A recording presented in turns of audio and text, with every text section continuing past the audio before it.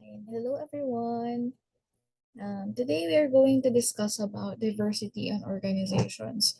So last time we had an activity about the challenges and opportunities for organizational behavior, and one of them is actually diversity in organizations. So we're going to discuss them in depth today. So um, our world is getting smaller and smaller every day. Diba? Parang we have discussed and the group presented as well that um, because of the globalization, because of the diversity, that our culture is becoming a hybrid. Parang kumbaga, yung mga cultures natin is nagiging isa na, even our resources, the world is getting smaller and smaller every day. Okay, but despite that, syempre, meron pa rin tayong mga nakikitang pagkakaiba. Each of us are different.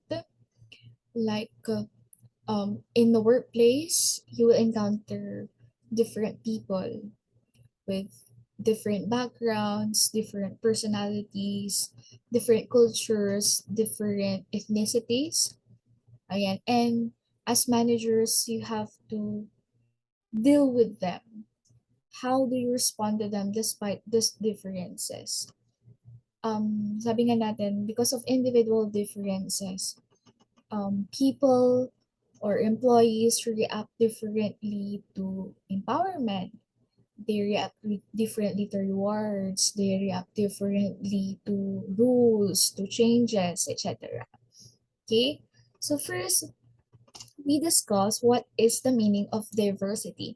Lagi nating nababanggit diversity, diversity. What does it mean to be diverse? Ayan. So, diversity means difference. Yun yung sinasabi ko kanina na the chapter for this chapter is actually about individual differences.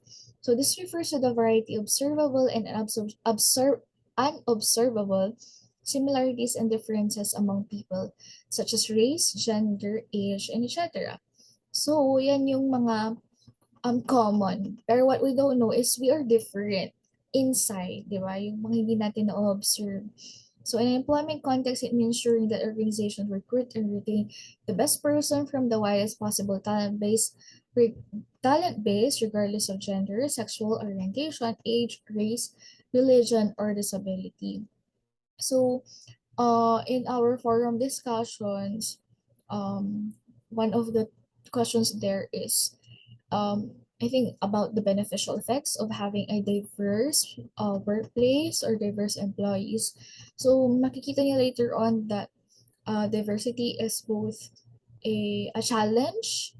It's not a bad thing. It's a challenge. It can be challenging, but it can also bring good things to the organization.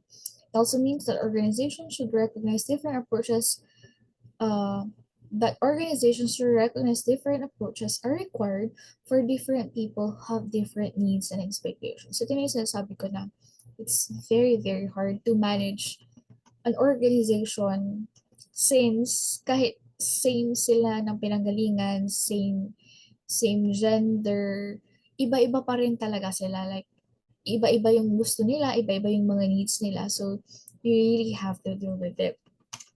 So, ito yung mga ma-encounter yung levels of diversity all throughout the text. The surface level diversity and the deep level diversity. So, the difference between the two is number one, surface level diversity refers to differences in easily perceived characteristics such as gender, race, ethnicity, age. Di ba makikita mo kaagad, like tatanungin mo, ano edad mo na? Yun na yun, di ba? Surface level siya na difference between people. So, and they do not necessarily reflect the ways many people think or feel, but may activate certain stereotypes. Like, yun naman, mayroong stereotype between male and female, or this type of indigenous peoples, or even mga taga-Pangasinan, taga Ilocos, mga ganito. It may activate different stereotypes. Okay, pero yung other level of diversity class is called your deep level diversity. Differences in values, personalities, work preferences that become progressively more important for determining similarity as people get to know one another better. So ito yung hindi siya madaling i-observe na differences unless you get to know people, unless may questionnaire or something na parang may titake sila na parang test or something. Okay. So one of the problems in having a diverse workplace is actually discrimination and stereotyping. So first, discrimination is noting a difference between things. Often we refer to unfair discrimination. It means making judgments about individuals based on stereotypes regarding their demographic group. Like, dinidiscriminate nila to because he or she belongs to LGBTQI, or even during the COVID-19 na peak talaga, we will notice a lot of discrimination kapag nagka-COVID ka. Kahit wala ka ng COVID, like gumaling ka na, pero they will always discriminate you kasi nagka-COVID ka. Parang iiwasan ka nila, hindi ka nila kakausapin or something. 'Di ba? Yun yung nakita ko na frequent na discrimination. And of course, sa mga homophobic na mga tao, 'di ba? When someone is a member of LGBTQ community, parang they see them differently from others. So another one is stereotyping. Ito naman is you judge someone based on one's perception of the group to which that person belongs. So stereotyping is like um nagkakaroon ka na kaagad ng conclusion kasi meron kang na-meet na ganito at same lang kayo. For example, um, stereotype is, for example, sa workplace, meron kang ka-work na uh, kuripot, for example. Ay, kuripot yan kasi Ilocano. So, whenever you meet uh, an office mate ng Ilocano, ay, siguro kuripot yan. Ganon. Parang, ano bang mga stereotypes sa taga-UP? Ayan, ano bang mga common na characteristics ng isang taga-UP? Those are stereotypes. Like, mayabang, NPAA, mga ganon. This is our stereotype. So, nagkakaroon ka ng perception kasi he or she belongs to that group. Okay. So, in relation to that, meron tayong tinatawag na stereotype threat. So, describes the degree to which we are concerned with being judged by or treated negatively based on certain stereotype. So, for instance, older workers applying for a job in a predominantly millennial age workforce may assume the interviewer thinks they are out of touch with current trends. Parang, di ba, parang kung ako rin, mag-interview ka, sabi, ay, tapos may interview kang matanda, tapos IT pa yung company, you will assume, nagkakaroon ka ng stereotype na, uy, baka hindi siya makasabay kasi matanda na siya, hindi siya techie savvy, unlike millennials or Gen Z, ganon. Okay, and of course, yung stereotypes natin sa mga millennials, that millennials are lazy, ayun, ay, hindi ko sure lang kung nailagay ko dito yung link na yun, pero I want you to watch it and we can talk about it the next time we have our synchronous class. Pero yun, parang uh, maraming stereotypes for the millennials. And feeling ko makaka-relate din yung Gen Z. Like gusto nila instant lagi, they are lazy, parang hindi sila sanay sa delayed gratification. Those are gender stereotypes at nagkakaroon ng stereotype threat. So, stereotype threat has serious implication for the workplace. Number one, stereotype threat can occur during pre-employment tests and assessments, performance evaluation, everyday workplace exchanges. So, yun nga, parang may tingin na sila sa'yo without them knowing you. So, it can lead to underperformance on tests, performance evaluations, training exercises. Ayan, minsan kasi pa may prejudice na sila sa atin. Like, meron na silang tingin sa atin before we say something. Ayan. So, um, yun. We can combat naman daw the stereotype threat in the workplace by treating each other as individuals and not highlighting group differences. Parang, hindi mo na dapat i-highlight if he or she is different. Okay. Yan. So, there are forms of discriminations naman in the organization. So, Um, you can give some examples later on, ayan, about the different discrimination alam ninyo. Not necessarily na na-experience ninyo, pero sa parents ninyo, sa friends na may nakakwento sila. Okay, so the most common thing siguro is ito, sexual harassment, di ba? So, kaya nga meron tayong Office of Anti-Sexual Harassment. And legit talaga yan, di ba? In the workplace, especially if you're boss. Kasi yun naman talagang definition ng sexual harassment. Um, para kang merong power over you kasi meron siyang posisyon, di ba? Or boss mo siya, ganon. Ayaw mong matanggal. So, you will do something that you do not like para hindi ka matanggal sa work. So, what else is here? Intimidation, overt threats or bullying directed members specific groups of employees. Like itong mga to, taga-UP yan, mga ano yan, mga ganon. Discrimination rin yun ha. Bakit nandito kayo? Mga ganon. So, exclusion of certain people from job opportunities, um, social events, discussions, informal mentoring can occur unintentionally. Yung parang discriminate siya kasi, uy, alam, baka mahawa tayo na tayong lalapit dyan. Mga ganon. So, and of course, meron tayong macro insults, and incivility. So, meron tayong mga examples dito. It's up for you to read it. Ayan. So, another thing that makes a workplace diverse is your bio biographical characteristics, physical characteristics, such as your age, gender, race, and length of tenure that are objective and easily obtained from personal records. So, biological characteristics class are surface level or deep level. Ayan. You can pause it if you want to think about it, pero the answer is actually these are surface level diversity. So, ito yung mga yon: age, gender, race and ethnicity, disabilities, and hidden disabilities. So, we start with age. Ayan. So, alam niyo ba na nagkakaroon daw ng parang, hindi naman, sort of a challenge kasi nagkakaroon na ng aging working population. So in fact, hindi lang dito sa Philippines but in the whole world na concern ito. So you can read this article. Steady growth in PHL working population could be a boon or a bane, positive or negative, according to Population Commission. So, the steady growth, as indicated in latest government data, could either be boon or bane for the country because ito na, the high fertility levels of the last 2 decades were projected to create a bulge of young people entering the workforce up to 2035. So, puro bata na ang nasa workforce. Di ba iba yung values natin?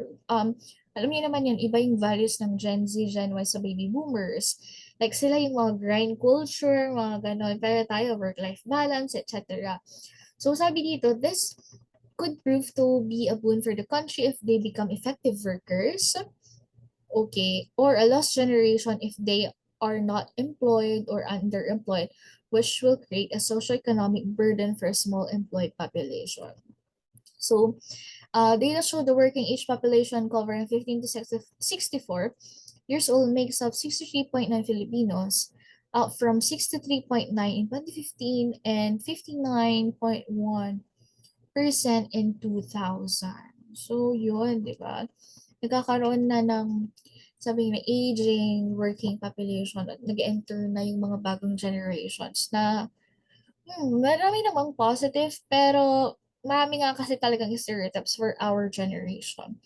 So if you want to learn more about this, meron ako articles dito.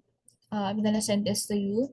Yan, demographic transition for PH and aging workforce challenges, trends, and statistics and impact. So it's hindi lang siya sa Philippines but also the whole world ang kino-cover niya. Okay. So, ang issue lang naman kasi sa age class is number one, age and job performance. Okay, do you think meron siyang relationship like uh, mas tumatanda ka, mas nagiging mataas yung job performance mo or baliktad? Like, mas bata ka, mas mataas dapat ang job performance. Okay, what do you think? Ayan, you can share this in your takeaway. Can you take notes of it and then you can share your takeaways about it when we have our class? Ayan. So, according to this, majority of studies have shown virtually no relationship. So, wala silang correlation between age and job performance. Kasi sabi ko nga, kung akong tatanungin mo, ano bang tingin mo, di ba? Pag mas, di ba parang sabi nga nila, experience comes with age. So, is it pag mas mataas ba, mas marami ka may experience, mas mataas ba yung performance mo? Or mas bata ka, mas marami ka energy, mas mataas yung job performance mo? What do you think? Ayan. And of course, yung age and job satisfaction. Ito rin. Um, this is an important topic on attitudes and job satisfaction, which will be taken up later on. But a review of more than 800 studies found that older workers tend to be more satisfied with their work and report better relationships with co-workers. Okay, however, one study drawing on over 20,000 participants spanning 40 years suggests that people are becoming less satisfied with their jobs the longer they stay in any given organization. Despite this finding, as people age, their job satisfaction tends to increase, most likely because their pay and benefits increase. Ayan, kasi syempre, the longer you'll be in an organization, the higher your benefits, yung makukuha mo na pay, ganyan. So, matas-matas pa rin yung job satisfaction nila. What do you think about this? Parang torn din tayo, no? Is it the young people, are the young people more satisfied than the older people or it's vice versa? Okay. So, sabi nga dito, so as you get older, to like, you should expect to like your work more and more. Pero syempre, meron natin tinatawag na deadwood. Like parang nagstay ka na ng matagal, kaya hindi ka na rin nagpo-progress. So, ganda, di ba? Okay. So, another one here, ito naman is the issue natin in terms of gender. Okay, yung tinatawag nating glass ceiling. So, I know you're familiar with this at ulitin lang natin kasi this is an important issue, especially in the workplace. So, it's a metaphor used to express the obstruction that women and other minority communities have to face in professional settings. These inconspicuous barriers block women and minorities from progressing to senior and executive positions in the professional framework. Ayan. Alam nyo, it makes me wonder kasi dito sa amin, um, for the last election, sa local ha, like mayor, vice mayor, and yung councilors, ni isa walang nakapasok na babae. So, I don't know if it's still glass ceiling or yun, there are other factors as well. So, it was coined by Marilyn Loden, an American writer, consultant, and active advocate of diversity in the workplace in 1978 at the Women's Exposition in New York. So ito kasi, um, yun nga, parang may hangganan lang. Kaya siya glass ceiling. Kasi, especially dati, yung mga women, they are not allowed to hold executive positions. Parang men are better leaders daw than women, ganyan. So, still, I think meron pa to ngayon. Like, may discrimination pa rin between the women and the men. Ayan. So, reviews of hundreds of studies on job performance and performance appraisal suggest that there are virtually no differences between genders when it comes to performing well. However, nanonote talaga na mayroong differences in pay, benefits, and rewards. Okay, alam niyo ba na yun nga, 14 times daw the size of performance differences. So, meron talagang gender bias, especially when selecting positions. Like, 'Di ba, merong mga height requirement na dapat men lang or something. So, meron pa rin talagang glass ceiling for them. Yan. Moreover, men are more likely to be chosen for leadership roles even though men and women are equally effective leaders. So, ito yung tinatawag nating glass ceiling. Ayan. So, meron din tayong tinatawag daw na glass cliff. Ayan, white males, ideal leaders as they perceive as more agentic and dominating than women. Diba? Ayan. So, if you want to read more about this, like identifying, understanding gender barriers at workplace, please read on this and please share your takeaways in the next meeting. Ayan. So, another biological characteristic is race and ethnicity. Ano nga ba ang pagkakaiba ng dalawa? So, race is heritage people use to identify themselves, and ethnicity is additional set of cultural characteristics that often overlaps with race. So ang lagi kong tinatandaan din dito ng pagkakabay ng race and ethnicity is number one, yung race is associated with biology and ethnicity and with culture. Um, but ayan, race is sa biology and ethnicity sa culture. So, but there's still a history of self-identifying for both classifications. Ayun. So, ethnicity in the Philippines naman is, ang definition natin dito sa Philippines, nakalimutan, hindi ko nalagay kung anong source to, but sa primary sense of belonging to an ethnic group. Ethnic group is consanguine in nature, meaning the ties are reckoned by blood and traced through the family tree.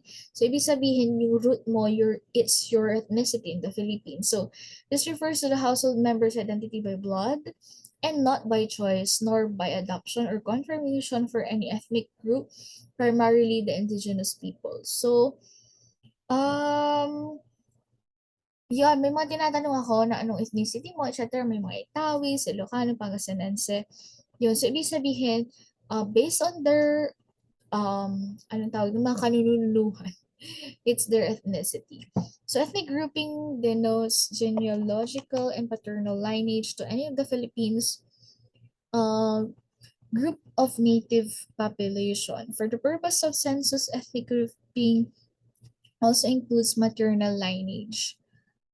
So, as such, anybody whose consanguinity with other both parents or any one of them is a member of an IP group is an indigenous person. Ayan. So, you know that naman yan na very important din na you are aware of the indigenous peoples kasi sila rin yung nagkakaroon rin ng mga discrimination and stereotypes. Like yung mga yung mga igorot, may buntot, mga ganon, di ba? Nagkakaroon sila ng just stereotype dati. Pero dapat nga tanggalin natin yung mga ganon.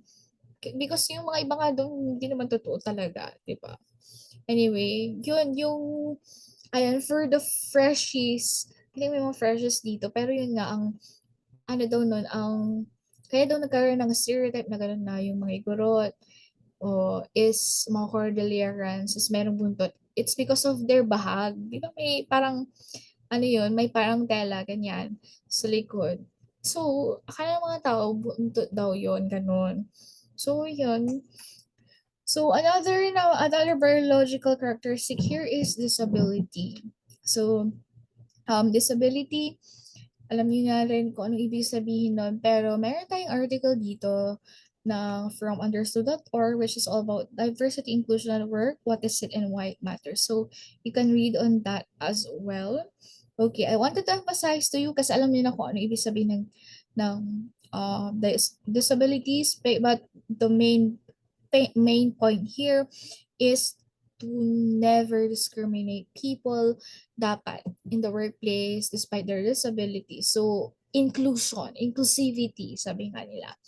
Okay, whether it's visible or invisible. So, yung invisible disabilities natin ay tinatawag rin natin, ayan, hidden disability. So, hindi lang siya observable class.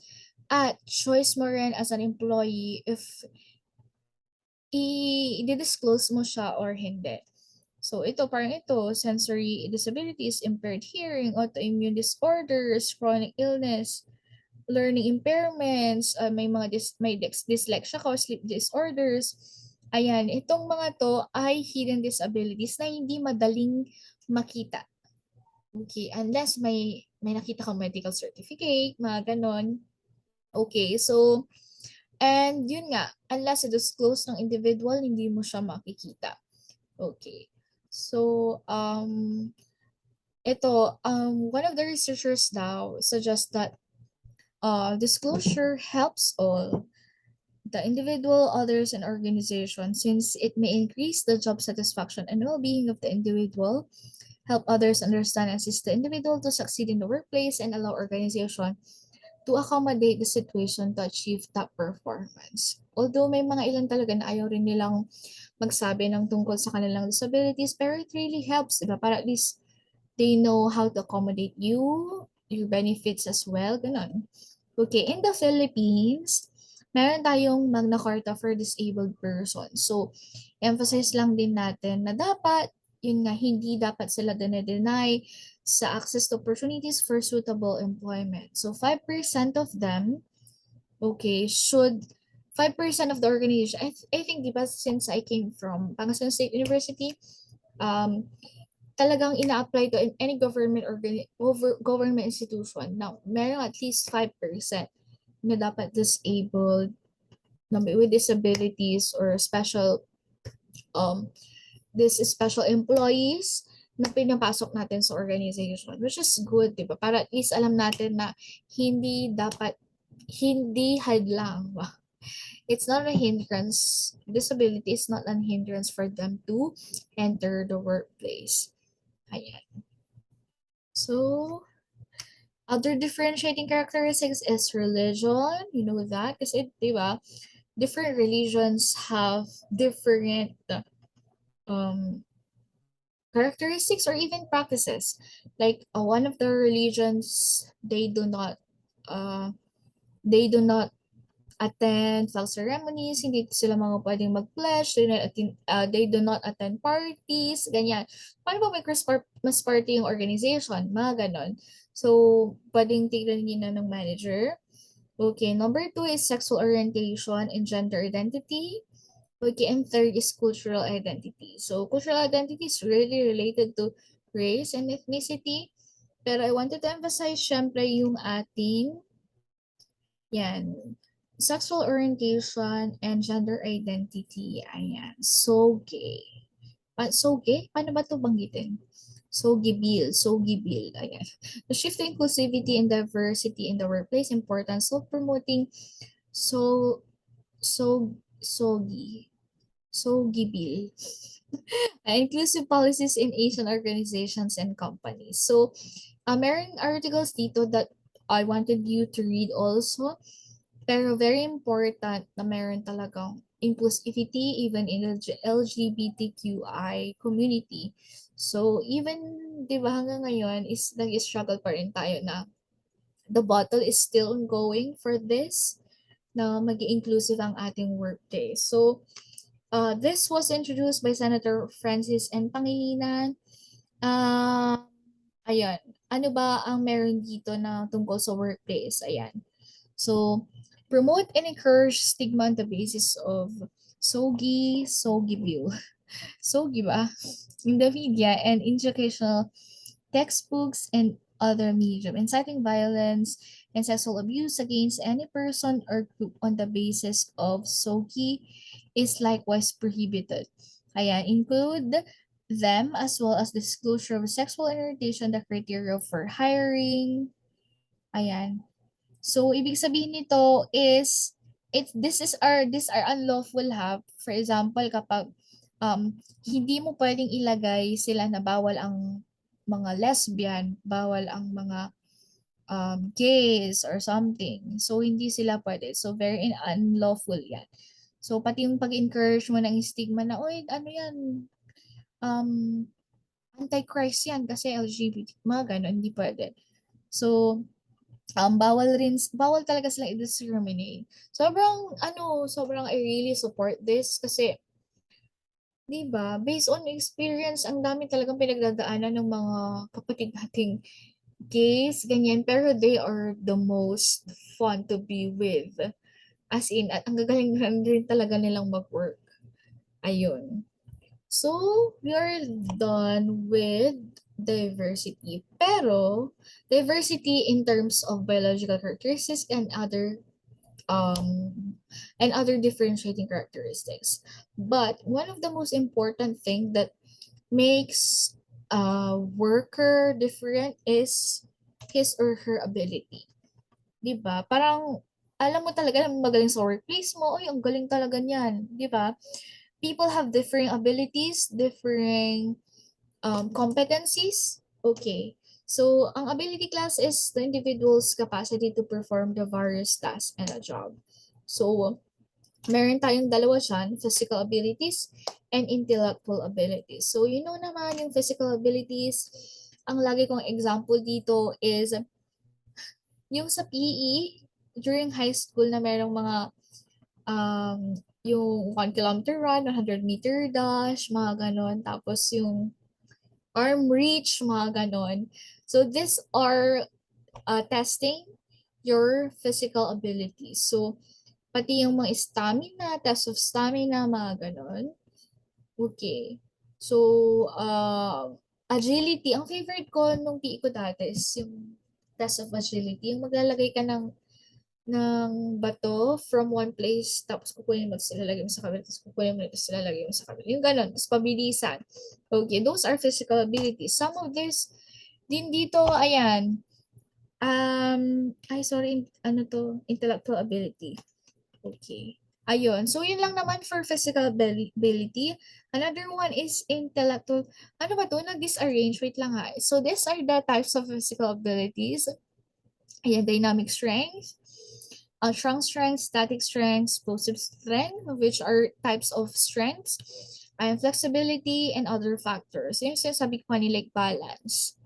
Okay, so ano ba ang mga work na nangangailangan nito? Okay. So, for example, mga construction worker, um, factory workers, yung mga nagbubuhat-buhat talaga. Okay, balance is, ano ba, yung mga pilot, kailangan ba nila yon or something. So, yung mga ganun is may mga jobs talaga na they need physical abilities and at the same time is um, people have different levels of physical abilities. Okay. So, another one is intellectual abilities. Ito naman, physical is different from intellectual. It's more on the mental activities. Okay, magaling siya in such a way na matalino siya, mataas ang IQ niya, yung ganon. Oh, and of course, um, I think one of this also is all about emotions. Yan, later on matatackle natin. Pero ano nga ba yung mga types ng ating intellectual ability or dimensions, or what we call it? Your number aptitude, magaling ka sa math, magaling ka sa English, verbal comprehension, perceptual speed. Ito yung gusto kong dimension, yung perceptual speed. Like, isang tingin mo lang, alam mo na kagad anong interpretation, anong pagkakaiba. Yan, inductive reasoning, deductive reasoning, ayan, spatial visualization, and memory. Ayan, so, sabi nga nila yung memory daw, the more you use your memory or your brain, mas nahahasa siya. So, kailangan gamitin lagi. Ayan, so meron din tayo ditong mga examples ng job na ginagamitan nitong mga to. Okay. So, yan, market researcher, kailangan mo magkaroon ng, dapat magaling ka mag-inductive reasoning. Okay. So, ano nga ba ang ways on how you can manage diversity? So, meron tayong tatlong diversity management strategies. Number one is attracting, selecting diverse employees. Number two is diversity in groups. And third is diversity program. So, what first kasi is diversity management? It's the process and programs by which managers make everyone more aware of and sensitive to the needs and differences of others. So yun, ano bang mga programs ng organization para nga maiwasan yung stereotyping, maiwasan yung discrimination. Okay. Number one daw is attracting and selecting diverse employees. Okay, so dapat daw pag mag-hire ka is meron kang kumukuha ka sa places na meron talagang anong ang tamang term is underrepresented. Okay, so very important kasi sa selection process na kailangan i-apply mo yung diversity efforts. Na-appreciate ko talaga yung mga job post na may nakasulat na parang we do not discriminate, any age, gender, ethnicity can to apply. As in, may ganon. Very important na-recognize nila na um, everybody is different at wala dapat pinipili, di ba? Ayan, so this means placing advertisement in publication geared towards groups pairing with colleges, universities, and other institutions with significant numbers of underrepresented minorities. Ayun, so isa lang yun sa mga tips. Okay, another one is diversity in groups. Okay, so in some cases nga, yung sinasabi natin na it can be positive, it can also be negative. Kasi dahil iba-iba kayo, hindi kayo makapag-come up sa decision or you take longer to come up with a certain choice, di ba?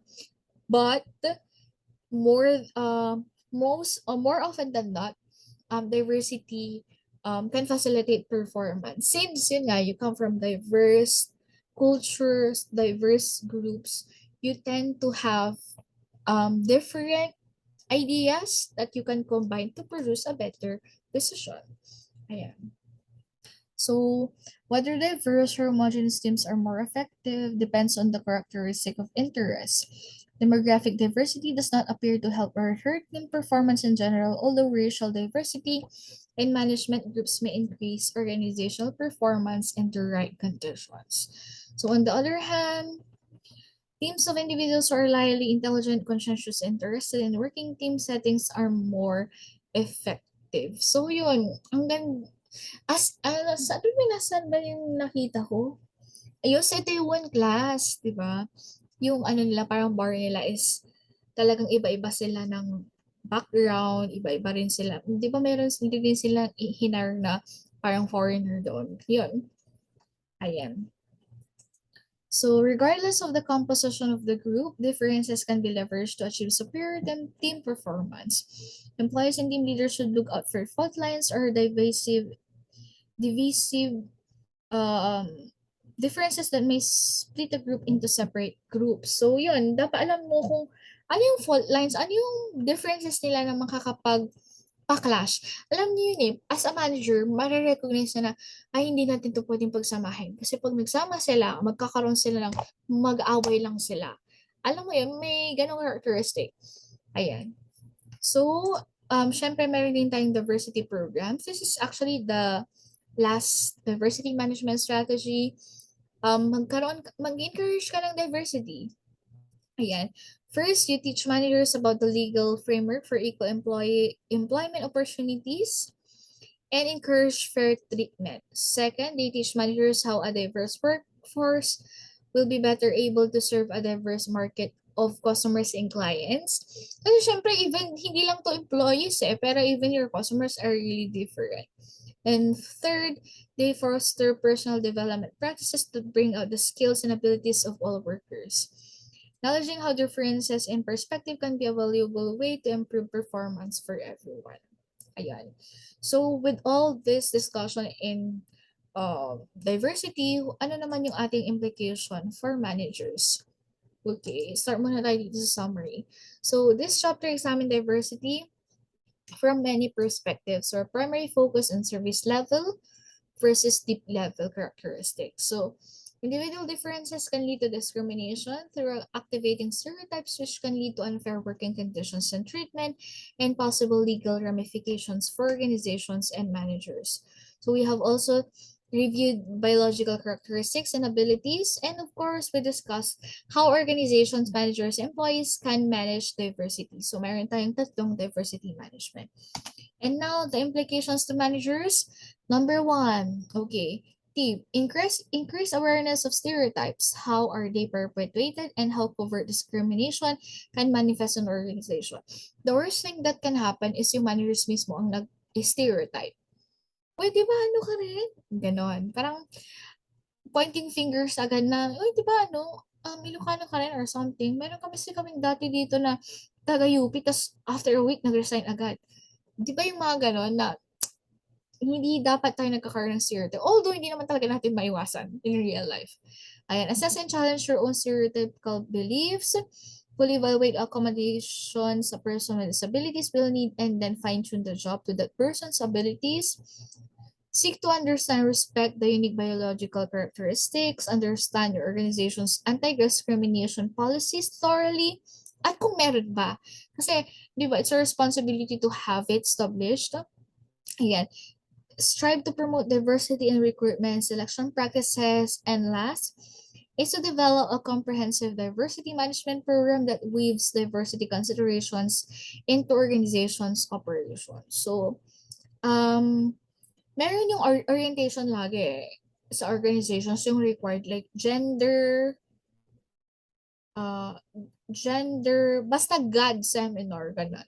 Basta parang gender orientation or something na talagang nire-require sa organization, which is a first step, di ba? Para hindi magkaroon ng discrimination or stereotype sa other genders. Okay. Yun lang naman for our discussion. These are the references. You can check, please check the slides. At meron ako mga nilagay na links for you to read further. And you can share your takeaways in our next meeting. Ayan, medyo napatagal yata at medyo marami pa tayong i-discuss. So, rest first and then you can proceed with the next chapter. Okay, bye guys.